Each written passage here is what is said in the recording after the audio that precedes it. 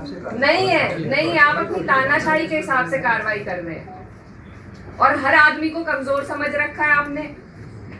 क्या करोगे? गोली चला दोगे? फांसी दे दोगे? दो, हद कर दिया।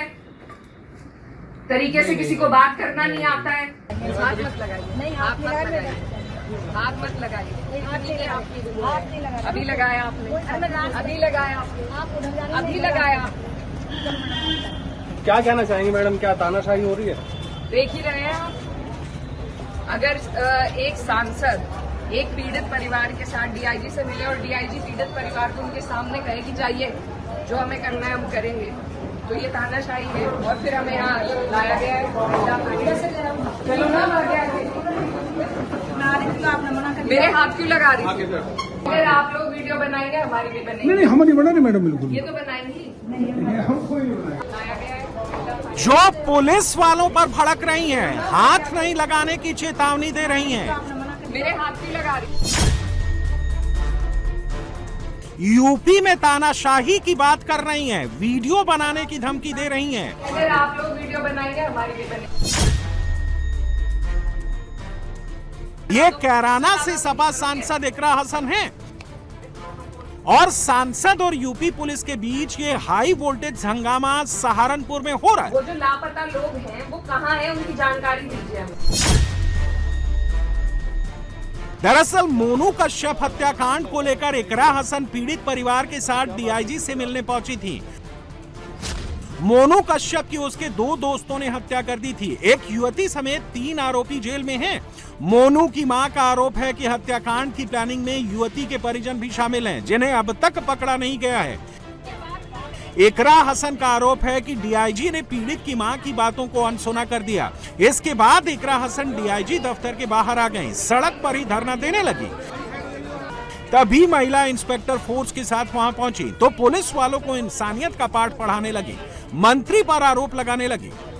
आप लोगों में इंसानियत नहीं है, हमारे में है, आप में नहीं है। आप तो भगवान बन गए हैं। 2 किताब पढ़ के आप लोग तो भगवान है। हम अनपढ़, हम धरती के लोग हैं। हमारे अंदर इंसानियत दे देंगे। रिश्तेदारी में नहीं आए हैं, अधिकारी से ही बात करने आए हैं। मंत्री जी के गाँव के हैं इसलिए।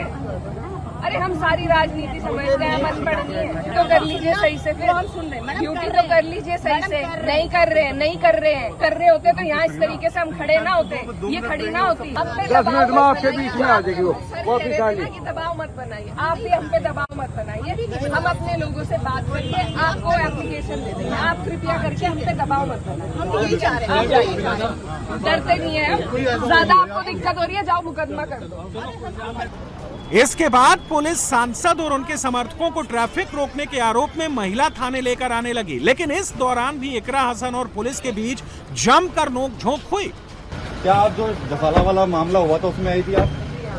अच्छा, तो क्या बातचीत हुई थी आपकी वहाँ? हम कारागारी खुलवाने का जी? विक्टिम है। नहीं, आप तो ऑफिस में उठाएंगे। हाथ मत लगाइए, नहीं, हाथ नहीं लगाइए। हाथ मत लगाइए। हाथ नहीं लगा। अभी लगाया आपने, अभी लगाया, आप उधर जाने अभी लगाया। तो क्या कहना चाहेंगे मैडम, क्या तानाशाही हो रही है? देख ही रहे हैं आप। अगर एक सांसद एक पीड़ित परिवार के साथ डीआईजी से मिले और डीआईजी पीड़ित परिवार को उनके सामने कहे कि जाइए जो हमें करना है हम करेंगे, तो ये तानाशाही है। और फिर हमें यहाँ लाया गया है। चलो ना, आ गया। मेरे हाथ क्यों लगा रही थी? थाने में हिरासत को लेकर इकरा हसन की एसपी सिटी से भी जमकर बहस हुई। एसपी सिटी ने कहा कि बिना जमानत कराए किसी को नहीं छोड़ेंगे। इस पर इकरा हसन ने कहा कि हम जमानत नहीं कराएंगे, जैसे गिरफ्तार किया है वैसे ही छोड़ना पड़ेगा। इसके बाद वो थाने में ही धरने पर बैठ गए। जनता की ही तनख्वाह मिलती है आपको, इनकी नौकरी पे हो आप, हम आपकी नौकरी पे नहीं है। वो जो लापता लोग हैं वो कहाँ हैं, उनकी जानकारी दीजिए हमें।